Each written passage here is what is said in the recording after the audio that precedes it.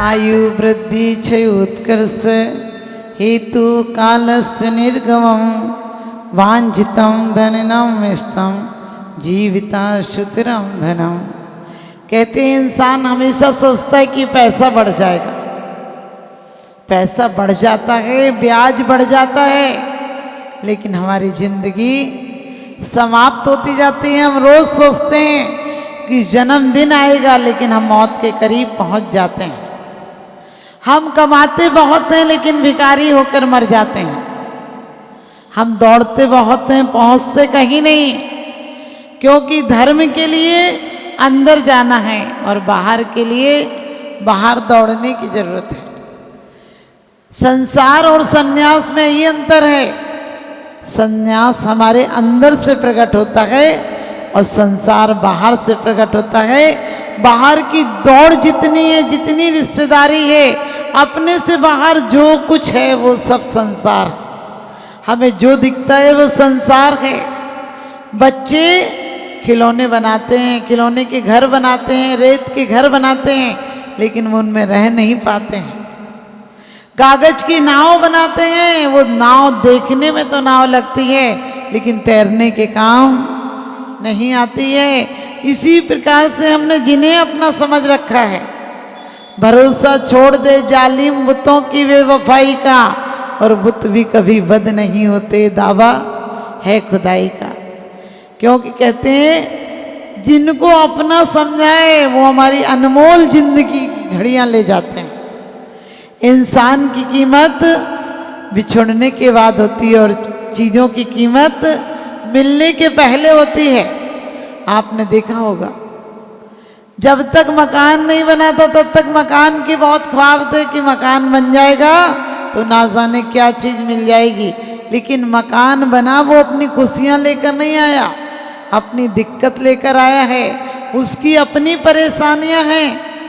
कैसी परेशानियां हैं? कहीं त्रेड़ ना आ जाए, कहीं शीशा ना टूट जाए, कहीं से कुछ खराब ना हो जाए, वो अपनी चिंताएं लेकर आए हैं। इसी प्रकार से हम पूरी जिंदगी उम्मीदों में खो देते हैं, जबकि हमारे सामने हीरों का खजाना है, लेकिन खजाने का ख्याल कभी नहीं आता है। हम उस भिखारी की बात हैं। एक भिखारी दर दर पर भीख मांगने जाता था, किसी से रोटी मांगता, किसी से कपड़ा मांगता, किसी से पैसे मांगता, और हर जगह जिल्लत मिलती उसको। हर लोग उसे घृणा की दृष्टि से देखते थे, हर लोग दुत्कारते थे उसे। लेकिन हर आदमी बूढ़ा हो जाता है, हर आदमी मर जाता है। हम जिंदगी का बीज लगाते हैं और मौत के फल आते हैं। हम अपेक्षाओं के बीज बोते हैं और उपेक्षाओं के फल आते हैं। हम सुख के बीज बोते हैं, चाहते हैं कि सुख है, लेकिन सुख नहीं मिलता है, क्योंकि सुख अंदर में है। हम लोगों से सुख चाहते हैं, लोगों से सुख नहीं मिलता है। जितनों को सुख मिला है अपने अंदर से मिला। हमारे तीर्थंकर महापुरुष जो भी थे, वो सुख पाने के लिए कहाँ अपने आप में आए थे, और दुखी थे इसलिए जंगल में चले गए थे। जंगल में चले गए ने ध्यान लगाने चले गए, दुख अकेले में विसर्जित कर दिया, और जब सुखी हो गए तो समोसरण के रूप में दुनिया को सुख की वाणी देने, आनंद का रास्ता बताने के लिए आ गए, मोक्ष मार्ग का मार्ग बताने के लिए आ गए। लेकिन अपन उल्टे हैं। अपन दुखी होते हैं तो क्या करते? कमरा बंद करके और दुखी होते हैं। हम दुख को विसर्जित नहीं करते, हम दुख को विकसित करते हैं। छोटी सी घर में झगड़ा हुआ होगा और शाम तक देखना हम कितनी बड़ी बात बना देते हैं उसको, कितना फैला देते हैं। जब तक निपटारा नहीं होगा, जब तक पूछताछ नहीं होगी, जब तक सामना नहीं होगा, तब तक हम उस बात को बढ़ाते रहते हैं। और जबकि महापुरुष सुकमाल हों, सुकोशल हों, कहते हैं कितनों ने दिए धोखे ये मत पूछो, कितनों ने दिए धोखे ये मत पूछो, वरना अपनों के चेहरे उतर जाएंगे। सुकोशल की माँ ने, आपको पता है, सुकमाल की भाभी ने क्या क्या इन लोगों के महापुरुषों की एक एक जरा सा राग था। माँ को द्वेष नहीं था, बेटे को रोकना चाहती थी सुकोशल की माँ। कितने नाजों से पाला था। आप क्या अपने नाजों से पालोगे? जिस राजा ने जिस कंबल को खरीदने की कीमत नहीं थी, उस कंबल को सुकौशल की माँ ने खरीद लिया था। लेकिन क्या परिणाम निकला? राजा आया था। हम बच्चों को दिन रात सुख सुविधाओं में पालते हैं, लेकिन कभी सोचा सुख सुविधाओं से आत्मोत्थान नहीं होता है, सच्चा सुख नहीं मिलता है।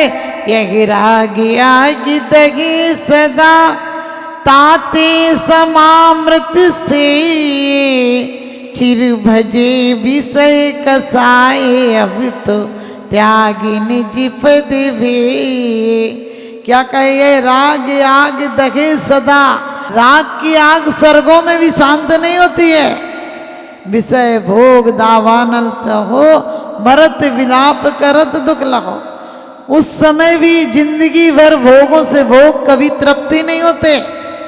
भोग तो आप लोग रोज पढ़ते हैं, सोचा करता था भोगों से बुझ जावेगी इच्छा ज्वाला, परिणाम निकलता है लेकिन मानो पावक में घी डाला। घी डालते रहना। कभी घर पर आग लगने पर मिट्टी का तेल डाला है क्या? नहीं डाला है। लेकिन यहाँ तो रोज एक इच्छा पूर्ति नहीं होती है, 10 इच्छाएं खड़ी हो जाती हैं। 1 होकर 10 होती तो अच्छा है, 10 होकर सहस्त्र होए तो अच्छा है। यूं ही इच्छा करते करते लाखों की हद तक पहुंचा है, तो भी ये इच्छा समन न हुई। ऐसी डायन इच्छा है। तो ध्यान रखना, सुकौशल की माँ ने भी यही सोचा था कि शायद पति तो चला गया, लेकिन पुत्र को बचा लूंगी, क्योंकि हमने सहारे मांग रखे हैं किसी से। हम लोग औरतों की जिंदगी में लोग कहते हैं औरतों की तो तीनों पर्याय पराधीन हैं। बचपन में बाप संभाले, माँ संभाले, जवानी में पति संभाले, और बुढ़ापे में बच्चे संभाले। मैंने कही कोई जरूरत नहीं कोई किसी को संभाले। अरे क्या संभालेगा कोई किसी को? कितनों ने दिए धोखे। मैंने कहा था यदि पति संभालता होता, बाप संभालता होता, तो क्या मैना का बाप अपनी बेटी को कोड़ी को ब्याह देता? अहंकार के कारण बेटी ने कौन सा अपराध किया था? कौन सी गलत बात कह दी थी? सिर्फ सिद्धांत की, सच्चाई की बात कही थी। लेकिन सच्चाई की बात कहो तो आजकल सच्चाई कहने का भी जमाना नहीं है। सच्ची बात कहो तो अपने भी रूठ जाते हैं। क्योंकि पिता ने कहा था कि बेटी तू वर मांग ले। वो कहती है मैं भारतीय नारी हूँ पिताजी, आप जिसको दे देंगे उससे ही सर्वस्व मांग लूँगी। पिता कहते हैं बड़ी बहन ने मांग लिया, तू भी मांग ले। वो कहती है मैं आरिकाओं के पास शिक्षा लेकर आई हूँ, मैं स्वयं वर का चयन नहीं कर सकती हूँ, आप कर दीजिए, आगे मेरा कर्म है। पिता कहते तेरा कर्म? अरे मेरे कर्म से, मेरे धन से तू बड़ी हुई है, पली है, पुसी है, तेरा विद्या अध्ययन हुआ, मैंने तुम्हें राज्य की सुविधाएं दी, और तू कहती है तेरा कर्म है। अरे मैं चाहूं तेरा भाग्य बदल सकता हूं, लेकिन सिद्धांत अटल था मैंने कहा। वो कहती है पिताजी आप कुछ करने में कारण तो बन सकते हो, लेकिन आप मेरे भाग्य के कर्ता नहीं बन सकते हो। जो लेख मैंने लिखे हैं वो लेख ही मुझे पढ़ने पड़ेंगे। आप तो एक स्टेशन की भांति, स्टेशन पर जैसे ट्रेन निकलती है और मुसाफिर उतर जाता है, इससे ज़्यादा माँ बाप का और कोई काम नहीं होता है। हम कहीं भी जन्म जाते, कहीं भी किसी के यहाँ जन्मते। आप बताओ मैं भिखारी के यहाँ जन्म जाती तो आप मेरे साथ क्या करते, क्या सुधार करते? पिता कहता अच्छा ऐसी बात है, तो अभी तेरे भाग्य को देखता हूँ। वो कहती पिताजी आपकी मर्जी, लेकिन मैं अपने भाग्य से जो कुछ मिला है मुझे अपने भाग्य से मिला है, और आगे भी मैं जो धर्म ध्यान करूंगी वही मेरे आगे आएगा। कहते जन्मते ही बाप बेटी की चिंता करता है, होती है तो सगाई करता है, और एक दिन डोली में बैठकर विदाई करता है। बेटियां बड़ी प्यारी होती हैं, बारिश की तरह होती हैं बेटियां। माँ बाप दुखी हों तो रोती हैं बेटियां, टूटे खिलौनों से खेल लिया करती हैं, कोई शिकायत नहीं करती हैं, सारे घर का बोझ ढोती हैं, फिर भी किसी से कुछ नहीं कहती हैं, ना जाने लोग कैसे होते हैं। कहते हैं बेटियां बोझ होती हैं। अरे बेटियां बोझ नहीं, बेटियां तो किस्मत वालों को मिलती हैं। ध्यान रखना, बाप पैदा जब ही होता है, होने को तो बेटा पैदा होता तब भी बाप हो जाता है, लेकिन असली बाप का दिल पैदा उस दिन होता है जिस दिन बेटी होती है। क्योंकि बेटी होती है उस दिन एहसास होता है कि ये चली जाएंगी, क्योंकि चिड़ियों की तरह होती हैं बेटियां, चिड़ियों की तरह होती हैं बेटियां। पंख नहीं होते हैं फिर भी उड़ जाती हैं बेटियां। पीहर नहीं होता, ससुराल नहीं होता, लेकिन हर घर को बसा जाती हैं बेटियां, हर घर को बसा जाती हैं बेटियां। और त्योहारों पर तुम्हारे घर रौनक लेकर आती हैं बेटियां। तो ध्यान रखना, जिनके यहाँ बेटियां नहीं हो तो बहू के लिए भी बेटियों का दिल पैदा किया करो कि वास्तव में दूसरे घर की बेटियां हैं। लेकिन एक बाप ऐसा हुआ, जैसा कि बताया, मैना सुंदरी के बाप ने ढूंढ कर कोड़ी ब्याह दिया। माँ कहती है कि तेरे बाप ने तेरे साथ बुरा किया बेटी। बहन कहती है कि पिताजी ने तुम्हें कितना दुख दिया। अरे तुम्हारे पति को ऐसा कोड़ी दे दिया। और मंत्री समझाते हैं, कहेगी क्या तुम्हें दुनिया, जरा सोचो विचारो तो। कहाँ यह चांद पूनम सी, कहाँ यह नर महाकुस्ती, कलंकित करके कुल अपना की क्यों शोभा गमाते हो। लेकिन जिस समय अहंकार का भूत होता है, कोई को कोई नहीं दिखता है। सास को लोग जवाब दे देते हैं, माँ को जवाब दे देते हैं, जिठानी देवरानी में कलह क्यों हो जाता है। अरे चंद दिनों का मेला है, सब छोड़ के जाना है, लेकिन इतना कलेश, इतनी ईर्षा घरों में क्यों करते हो, इसका परिणाम भोगना पड़ेगा। अनजाने बैर भी 10-10 भव तक भोगने पड़ते हैं। फिर जानबूझकर कसाएं बांधोगी तो हमारी लगाई बेड़ियां हैं, जिस जन्म में खोलना पड़ेंगी। क्योंकि कहते हैं हंस हंस कर बांधते हैं करम, रो रो कर छूटते हैं। और हाथ से लगाई बेड़ियां दांतों से खोलनी पड़ती हैं, यानी बड़े मुश्किल से खोलनी पड़ती हैं। तो मैना सुंदरी कहती कि मेरा भाग्य है, लेकिन पिता का दिल भी विदाई के समय पिघल जाता है। और पिता कहता है कि एक गलती हो गई मैंने तुझे, फेरे तो तेरे पड़ गए, लेकिन अब तुझे जाने नहीं दूंगा। तू राजमहलों में रही है, जंगलों में इसके साथ कैसे रहेगी। वो कहती पिताजी मेरी फेरे पड़े थे तब मैंने सोच लिया, हर बेटी फेरों तक बाप की होती है, साथ में फेरे में पराई हो जाती है। पिताजी अब तो पति मेरे लिए सर्वस्व है, वो जहाँ रहेगा वही मेरे लिए तो महल है, मैं उसके साथ रहूँगी। और आपको पता होगा खुशी खुशी चली जाती है, एक दिन भी नहीं रुकती है। और वहाँ श्रीपाल उससे कहते हैं कि देख तू आ तो गई है, लेकिन ये ऐसी छूत की बीमारी है, तू मेरे पास मत आया कर, तुझे हो जाएगी तो जब ठीक हो जाऊंगा तब आना। तो वो कहती है कि चांदनी चांद से दूर नहीं रह सकती है, तिल से तेल दूर नहीं रह सकता है, अग्नि से उष्णता दूर नहीं हो सकती है, मैं तुमसे कैसे दूर हो जाऊंगी। और रही बात आपके चरणों की सेवा करूंगी। ध्यान रखना, धर्म पत्नी भगवान से कुछ नहीं मांगती, आज की पत्नियों की तरह नहीं। आज के पति भी बहुत जालिम होते हैं कोई कोई, तो ध्यान रखना, सिर्फ हम पत्नियों का बताते, पति भी तो बहुत जालिम होते हैं। लेकिन मैं कहती हूँ पहले घर को स्वर्ग बनाओ।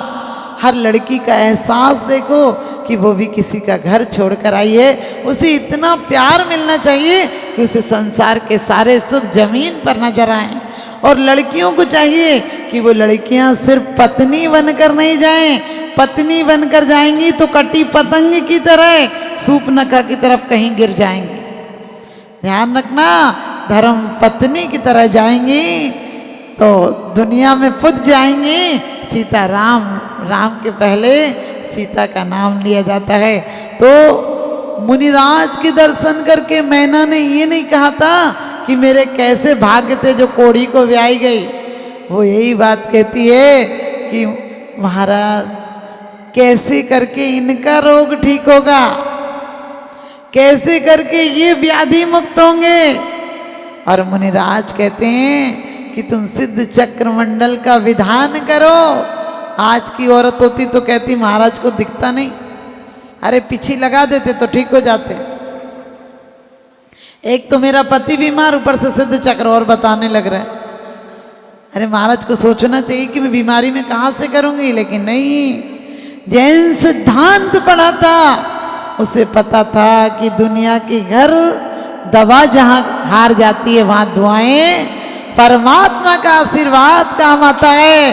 सुन साधु वचन हरसी मैना, नहीं झूठी मोए मुनि के वेना, करके श्रद्धा श्री सिद्ध चक्र के ठाने, फल पायो मैं नारानी। क्या कहती है कि महाराज के वचन कभी अन्यथा नहीं होते हैं। अब तो विधान करूंगी, और क्या अनुष्ठान करती है कि परमात्मा की आराधना में तन्मय हो जाती है, तो गंधोदक छिड़क देती है और रोग दूर हो जाते हैं। यही हमारा जैन सिद्धांत कहता है कि जिस समय तुम आराधना के परिणाम बनाओगे, उस समय तुम्हारा पीने वाला पानी भी गंधोदक हो जाएगा, तुम्हारे हर कार्य पूजन और आराधना हो जाएगी। तो हम लोगों को उन भिखारियों की तरह नहीं जीना है, उन सतियों की तरह जीना है। एक नहीं अनेकों दृष्टांत ऐसे हैं जिन्होंने एक एक बार आराधना और उपासना की, क्योंकि कहते हैं लोग क्या पूछते हैं, लोग जीते जी नहीं पूछते हैं, मरने के बाद जरूर पूछते हैं। चित्र सबके एक से, पेंटर अलग अलग हैं। ये नाम कर्म के कारण, हमारे लाभ अंतराय कर्म के क्षयोपम के कारण मकान मिले हैं, दुकानें मिली हैं, पति मिले हैं, पत्नी मिली है, बच्चे मिले हैं, परिवार मिला गए, नगर शहर सब कुछ मिला गए, लेकिन एक दिन सब छूट जाएगा।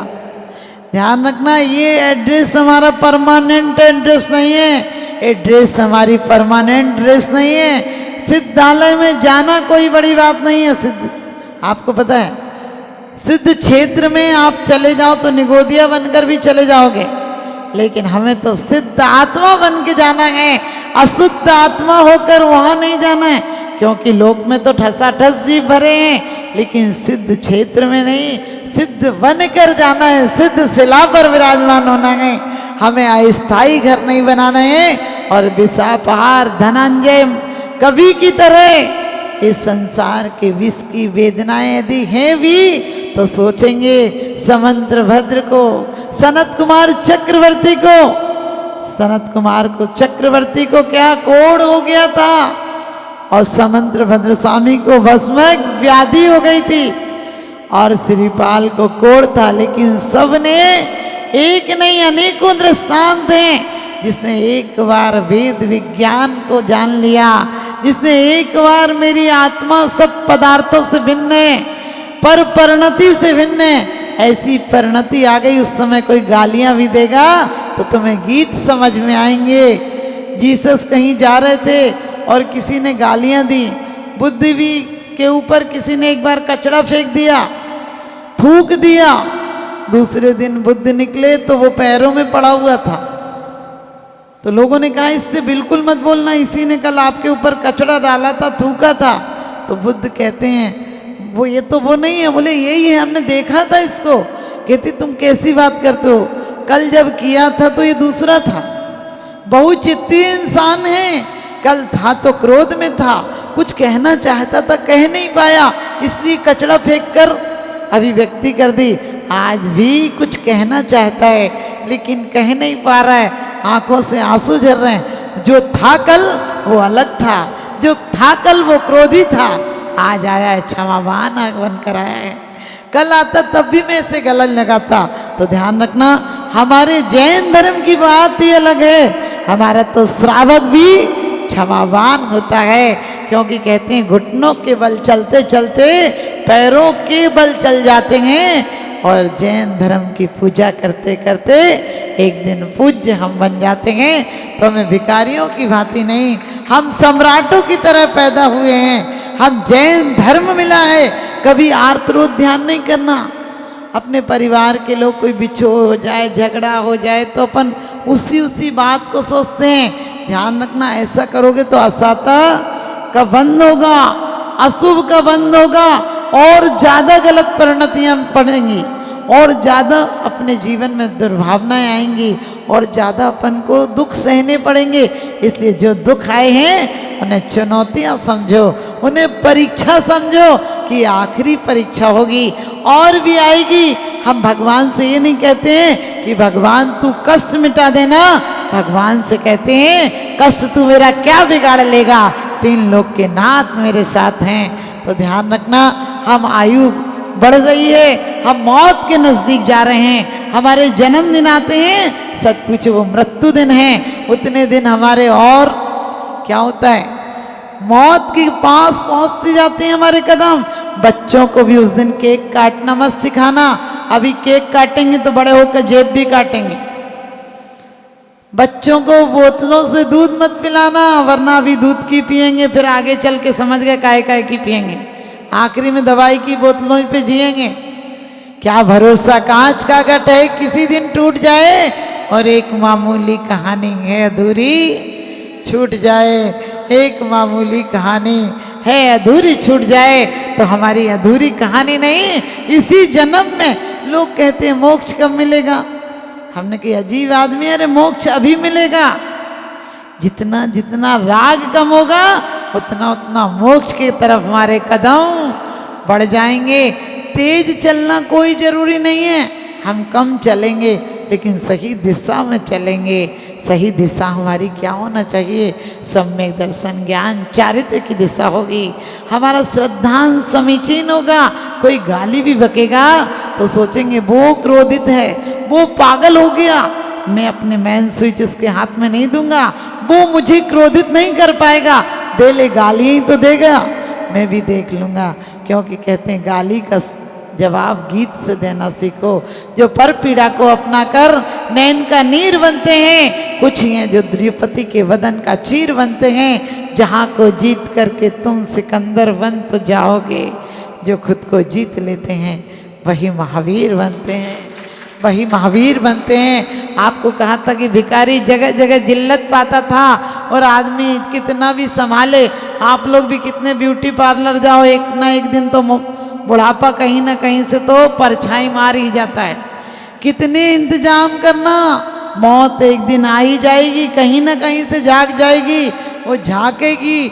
लाख ज़्यादा इंतजाम करोगे, पंखा लाओ 5 साल की गारंटी हो, और चलाओ नहीं तो 10 साल भी रखा रहेगा। चलाओ नहीं, एक व्यक्ति गया बोले पंखा कितने दिन चलेगा, उसने कि 5 साल की गारंटी। बोले और बता, बोले 10 साल चल जाएगा। बोले और बताओ कितने साल अधिक से अधिक ये रह सकता है। उसने कही तू गर्दन घुमाना, पंखा मत चलाना। तो पूरी जिंदगी भर पड़ा। अपन ऐसे ही कर रहे हैं, अपन को 3 लोग के नाथ मिले हैं, लेकिन फिर भी गर्दन घुमा रहे हैं, गर्दन झुका रहे हैं, उनको अपने अंदर नहीं बुला रहे। तो शीतल हवा कैसे आएगी। तो भिखारी बूढ़ा हो गया, लोगों ने कहा अरे बड़ा बदनसीब आदमी था, बड़ा मक्का था, दरिद्री था, भिखारी था, अपशगुन था, कलंक था, निकाल दो इसको। तो जल्दी लोगों ने नगर पालिका के डिब्बे में डाला और पटक कर उसे जलाए। फिर भी लोगों ने कहा अरे ये बैठा रहता था, गंदगी करता था, अशुभ व्यक्ति था, थोड़ी सी जमीन खोद दो। और जैसे जमीन खोदी तो लोग दांत तले उंगलियां दबाते रह गए। उसके नीचे तो हीरों का खजाना था। लोगों ने कहा पागल था, जिंदगी भर इसी चबूतरे पे भीख मांगता रहा, कभी काश खोद लेता तो हीरों का खजाना मिल जाता। हमारे और आपकी भी हालत ऐसी है, हम भिखारियों की तरह कभी किसी से भीख मांगते हैं। कोई से कहते हैं तुम मुझे रोटी दे देना, कोई से कहते हैं तुम मुझे खुशी दे देना, कोई से कहते हैं तुम मुझे सम्मान दे देना, कोई से कहते हैं तुम मुझे तारीफ कर देना। यश की भीख, पद की भीख, पूछ की भीख, यही भीख मांगते मांगते मर जाते हैं। और परमात्मा कहते हैं तू जहाँ बैठा है, जिस देह में बैठा है, उसी देह के अंदर अनंत चतुष्टय का खजाना है। कहते हैं जीवन में उसने बड़ी बात कर ली, जिसने स्वयं से मुलाकात कर ली। हजारों मंजिलें मिलती हैं राही जिंदगानी में, मगर एक आखिरी मंजिल बड़ी मुश्किल से मिलती है। आप सबको वो मंजिल मिले। इन्हीं शुभ भावनाओं के साथ आप सभी को बहुत बहुत आशीर्वाद।